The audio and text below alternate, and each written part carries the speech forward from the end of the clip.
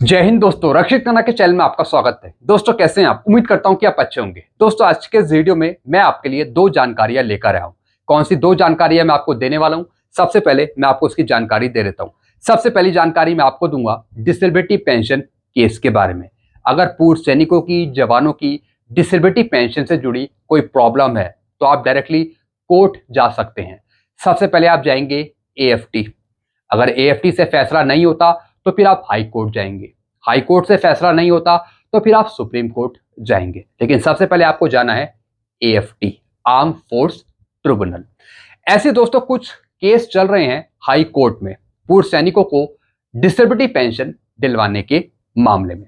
अब जो कोर्ट है वो पूर्व सैनिकों का, जवानों का फेवर कर रहा है, उनके बारे में सकारात्मक रवैया अपना रहा है और दूसरी तरफ सरकार पर पेनल्टी लगा रहा है, सरकार को लताड़ लगा रहा है, क्योंकि सरकार AFT के जजमेंट को नहीं मान रही डिसेबिलिटी पेंशन देने के मामले में।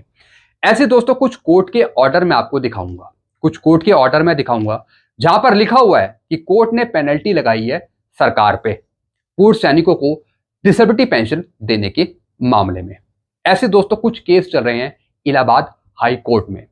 500 केस चल रहे हैं, हर एक दिन सुनवाई होती है डिसेबिलिटी पेंशन देने के मामले में। तो दोस्तों उसकी भी जानकारी आगे दूंगा। फिर एक और मैं आपको जानकारी दूंगा 18 महीने के DA के एरियर पे। जैसे कि दोस्तों आप पीछे थंबनेल में देख रहे हैं, मैंने लिखा हुआ है खुशखबरी 18 महीने के DA एरियर पर वित्त मंत्री की घोषणा जल्द मिलेगा। और यहां पे मैंने क्वेश्चन मार्क लगाया। ये क्वेश्चन मार्क मैंने इसलिए लगाया ताकि आपको लगे नहीं कि आपको 18 महीने का DA का एरियर मिलने वाला है इस थंबनेल के अनुसार, इसलिए मैंने यहाँ पे क्वेश्चन मार्क लगाया है। क्योंकि दोस्तों मैं खुलासा करने वाला हूं एक खबर का जो शायद आपके पास भी आई होगी व्हाट्सएप पे, सोशल मीडिया पे। जैसे कि दोस्तों आप यहाँ पे देख रहे हैं एक खबर आ रही है, शायद ये अखबार है, जनादेश समाचार है, जिसमें बताया जा रहा है कि 18 महीने का कोरोना काल का बकाया एरियर जल्द देंगे वित्त मंत्री। नीचे लिखा है एरियर को 6 किस्तों में देंगे वित्त मंत्री। फिर दूसरी तरफ लिखा है एरियर पे 8.5% ब्याज मिलेगा, ये सुप्रीम कोर्ट ने कहा है। तो दोस्तों इस खबर का मैं खुलासा करूंगा, साथ ही साथ दोस्तों फैक्ट चेक के जरिए इस खबर का खुलासा करा गया है। जी हाँ दोस्तों, सरकार की एजेंसी ने खुद ही इस खबर का खुलासा किया है। क्या ये खबर सही है या फिर गलत है, पूरी जानकारी आगे दूंगा, विस्तार से समझाऊंगा, इस खबर की छानबीन करेंगे सही तरीके से आगे। तो दोस्तों बस यही दो जानकारी हैं जिन पर मैं बात करूंगा, इसलिए वीडियो को आप शुरू से लेकर आखिरी तक देखिएगा। जानकारियों में आगे बढ़ने से पहले एक छोटी सी अपील मैं आपसे करूंगा, और अपील है चैनल सब्सक्राइब की।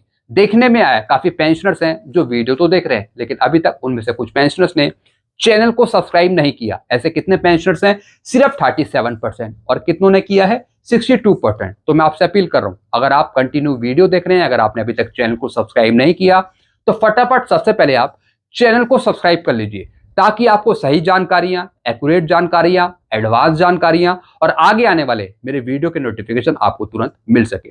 तो चैनल को तो सब्सक्राइब कर लीजिए और वीडियो को शेयर कर दीजिएगा, लाइक कर दीजिएगा और हाइप भी कर दीजिएगा। और एक और बात, इस परसेंटेज को आप 100% तक पहुंचाइए चैनल को सब्सक्राइब करके। चलते हैं दोस्तों, आप जानकारियों में आगे बढ़ते हैं। सबसे पहली जानकारी मैं आपको दूंगा डिसेबिलिटी पेंशन केस के बारे में। डिसेबिलिटी पेंशन के केस के मामलों में सरकार और कोर्ट आमने सामने, लेकिन कोर्ट का रुख जवानों के प्रति सकारात्मक है। जी हाँ दोस्तों यहाँ पे एक पैरा लिखा हुआ है जो मैं आपको 2 से 3 लाइनों में समझा देता हूं। दोस्तों कई ऐसे केस हैं जो हाई कोर्ट में चल रहे हैं पूर्व सैनिकों के डिसेबिलिटी पेंशन देने के मामले में। पूर्व सैनिकों ने, जवानों ने पहले AFT में कोर्ट केस किया, AFT का जजमेंट आ गया पूर्व सैनिकों के हक में, लेकिन उसका पेमेंट नहीं हुआ डिसेबिलिटी पेंशन का, क्योंकि सरकार AFT के जजमेंट के खिलाफ जाकर हाई कोर्ट चली गई या फिर सुप्रीम कोर्ट चली गई। अब सुप्रीम कोर्ट में सुनवाई होती है, हाई कोर्ट में सुनवाई होती है, तो सुप्रीम कोर्ट और हाई कोर्ट सरकार को लताड़ लगाता है, सरकार को पेनल्टी भरने के लिए कहता है। हाई कोर्ट, सुप्रीम कोर्ट कहता है कि जब एक बार AFT से जजमेंट आ गया तो फिर आप हमारे पास दोबारा क्यों आ रहे हैं, पूर्व सैनिकों के खिलाफ या फिर AFT के जजमेंट के खिलाफ। तो दोस्तों ऐसी इलाहाबाद हाई कोर्ट में तकरीबन 500 केस पर रोज सुनवाई पिछले हफ्ते से चल रही है। जो सभी पूर्व सैनिकों की डिसेबिलिटी के केस हैं, जिसमें सरकार ने आर्म फोर्स ट्रिब्यूनल के ऑर्डर को चैलेंज किया हुआ है। एक वकील साहब ने बताया है कि 5 से 6 केसों पर रोज सुनवाई हो रही है, बाकी सभी सीरियल में लगे हुए हैं। जी हाँ दोस्तों, तो दोस्तों कहीं ना कहीं हाई कोर्ट आपका फेवर करेगा। अगर एएफटी का जजमेंट सरकार नहीं मानती तो डायरेक्टली आप सुप्रीम कोर्ट जा सकते हैं या फिर हाई कोर्ट भी जा सकते हैं। हालांकि सरकार भी जा रही है, सरकार भी सुप्रीम कोर्ट हाई कोर्ट जा रही है एएफटी के फैसले के खिलाफ। तो दोस्तों अगर आपके हक में फैसला नहीं होता तो फिर एएफटी से ऊपर कोर्ट केस आप कर सकते हैं, या तो हाई कोर्ट में या फिर सुप्रीम कोर्ट में। ऐसे दोस्तों अब मैं आपको कुछ ऑर्डर दिखाना चाहूंगा नीचे। जी हाँ दोस्तों, नीचे ऑर्डर है जिसमें दोस्तों हाई कोर्ट ने सुप्रीम कोर्ट ने सरकार को लताड़ लगाई है और पेनल्टी भरने के लिए बोला है। जैसे कि दोस्तों आप यहां पे देख रहे हैं, cost of 30,000 deposited by the respondent in the registry shall be remitted to the applicant. हालांकि दोस्तों ये पहले का ऑर्डर है, अभी का नहीं है, पहले का ऑर्डर है, लेकिन पूर्व सैनिकों के हक में ऑर्डर है। सरकार को लताड़ लगाई है, सरकार को कहा है कि आप इसका भुगतान करें। जो एएफटी से ऑर्डर आ गया है उसका भुगतान किया जाए, आप हमारे पास मत आइए। पूर्व सैनिकों ने एएफटी में कोर्ट केस किया, एएफटी से जजमेंट लेकर आ गए वो उनके हक में, लेकिन सरकार उसके खिलाफ चली गई और फिर वो सुप्रीम कोर्ट में हाई कोर्ट में आ रही है। तो सुप्रीम कोर्ट ने हाई कोर्ट ने कह दिया, साफ कह दिया कि आप हमारे पास मत आइए। सरकार को कहा, साथ ही साथ पेनल्टी भी लगाई है, 30,000 की यहाँ पे पेनल्टी लगाई है और कहा है कि आप पेनल्टी भरिए। अगर आप फैसला नहीं कर सकते तो आप पेनल्टी भरिए, साथ ही साथ सब कुछ भुगतान करने के लिए कह दिया। तो दोस्तों अगर आपको कोई प्रॉब्लम है तो डायरेक्टली आप सुप्रीम कोर्ट हाई कोर्ट भी जा सकते हैं। तो सरकार का दोस्तों यहाँ पे फेवर नहीं करेगी कोई भी कोर्ट, चाहे वो सुप्रीम कोर्ट हो या फिर हाई कोर्ट हो, आपके फेवर में ही फैसला आएगा। तो दोस्तों यहीं पे इस ऑर्डर में सब कुछ लिखा हुआ है। तो दोस्तों कहीं ना कहीं पूर्व सैनिकों के साथ में है जितने भी बड़े बड़े कोर्ट हैं, चाहे हाई कोर्ट हो गया या फिर सुप्रीम कोर्ट हो गया। अब दोस्तों देखिए नीचे क्या लिखा है, इस ऑर्डर में सरकार को पेनल्टी भी लगाया हुआ है और पेनल्टी जमा करने का आदेश भी दिया है, जैसा मैंने आपको ऊपर दिखाया, तथा अंडरटेकिंग सर्टिफिकेट लेने के लिए भी ऑर्डर दिया है। जी हाँ दोस्तों, अंडरटेकिंग सर्टिफिकेट लेने के लिए भी ऑर्डर दिया है पूर्व सैनिकों को। आदेश पुराना है, लेकिन रिकॉर्ड ऑफिस ने जब ढीला रवैया अपनाया तो अब एक्शन पे एक्शन हो रहे हैं, पेनल्टी लग रही है। जी हाँ दोस्तों, कई बार दोस्तों रिकॉर्ड ऑफिस भी सही तरीके से बातचीत नहीं करता, पूर्व सैनिकों को उनका हक नहीं देता। तो दोस्तों अगर रिकॉर्ड ऑफिस भी सही तरीके से जवाब नहीं देता, रिप्लाई नहीं देता, तब भी दोस्तों आप कोर्ट का रुख कर सकते हैं। कई बार कोर्ट फैसला दे देता है, लेकिन कई बार रिकॉर्ड भी कोर्ट की बात नहीं मानता। तो अगर ऐसा होता है तो आप री अपील डाल सकते हैं, दोबारा री पेनल्टी कर सकते हैं, वो भी रिकॉर्ड ऑफिस पे। तो दोस्तों ये कुछ जानकारियां थी डिसेबिलिटी पेंशन केस के बारे में। अगर डिसेबिलिटी पेंशन को राउंड ऑफ नहीं करा गया या फिर अगर कोई बीमारी है उस एवज में आपको डिसेबिलिटी पेंशन नहीं दी जा रही, जैसे कि हाइपरटेंशन या फिर शुगर होगी या फिर कोई दूसरी बीमारी होगी जिस वजह से आपको बाहर करा गया हो सर्विस से, जिस वजह से आप इनवैलिड आउट हो गए हो, मेडिकल बोर्ड आउट हो गए, तो उस एवज में आपको फिर डिसेबिलिटी पेंशन दी जाएगी। अगर नहीं मिलती तो सीधा आप कोर्ट का रुख कर सकते हैं, लेकिन सबसे पहले आप एएफटी ही जाएंगे। उसके बाद चाहे तो आप सुप्रीम कोर्ट जा सकते हैं या फिर हाई कोर्ट जा सकते हैं, अगर सरकार नहीं मानती और सरकार एएफटी की जजमेंट के खिलाफ चली जाती है तब। तो दोस्तों ये कुछ जानकारी थी डिसेबिलिटी पेंशन केस के बारे में।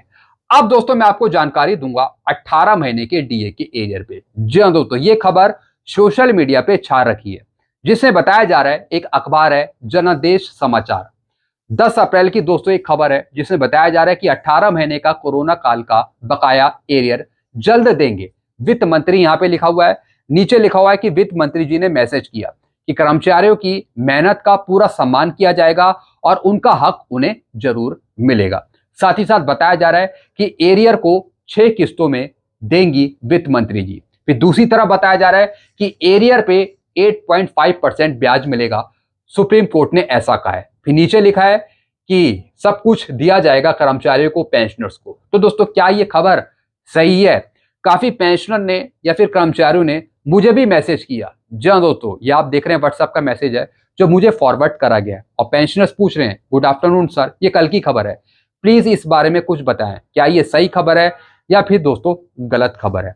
अब दोस्तों इस खबर का फैक्ट चेक करा गया। जी हाँ दोस्तों, इस खबर का फैक्ट चेक करा गया और पाया गया कि ये खबर फेक खबर है। जी हाँ दोस्तों, ये खबर एकदम सरासर झूठी खबर है, फेक खबर है। इस खबर का फैक्ट चेक करा गया और एक मैसेज जारी करा गया और स्टैंप लगाई गई इस खबर पे कि ये खबर फेक खबर है, इट्स ए फेक न्यूज।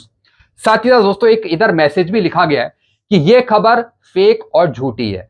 वित्त मंत्री ने ऐसी कोई घोषणा नहीं करी। एरियर को 6 किस्तों में देने की खबर भी झूठी है और ना ही सुप्रीम कोर्ट ने ऐसा कोई फैसला दिया है जिसमें 8.5% ब्याज देने के लिए कहा गया हो। ऐसी खबरों से सावधान रहें। इस खबर का फैक्ट चेक किया गया है और यह खबर फेक है। जी हाँ दोस्तों, तो दोस्तों इस खबर को फेक करार दे दिया गया है कि यह खबर बिल्कुल फेक है, झूठी है, तो इस पर बिलीव बिल्कुल भी मत करिए।